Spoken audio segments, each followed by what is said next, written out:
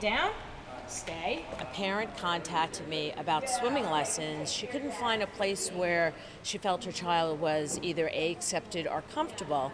I was very honest with her and upfront that I said I hadn't had any experience with teaching children on the spectrum, but I said to her, you know what, it's a kid.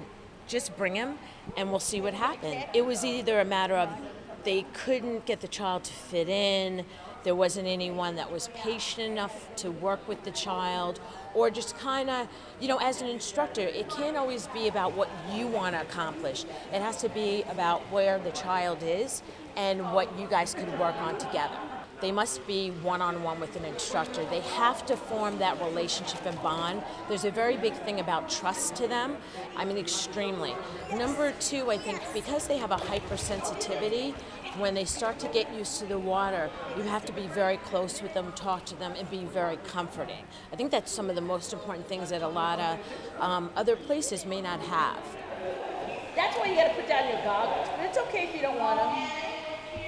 Some of the children, when they first start out, they're so afraid.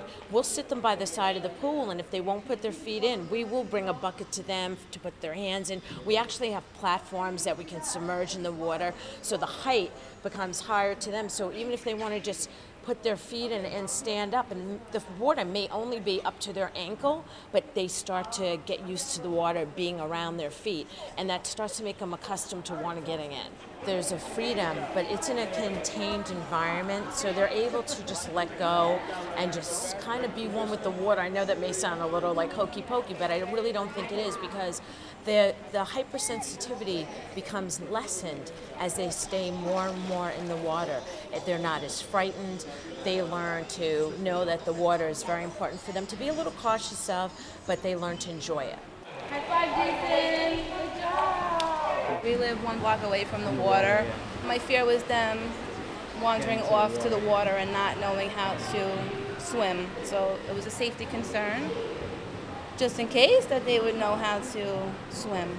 Most of the time when you hear a child on the spectrum disappear, I get very nervous, because the first thing that happens, a lot of them land up in water and they can't swim, they don't know how to float or anything like that. So I feel one of the most important things a lot of these parents have said, they had kids that unlock the door and leave, and so teaching them how to swim and be safe in the water is definitely important to them. It's very, very high on their list. Nice. She gets a lot of confidence. She's really happy in the pool. She enjoys it, and she gets to work. Finally, she learned to swim. We tried many different programs, and this program here, and after 2 sessions, she was swimming, even though she's been going to the water for 3-4 years.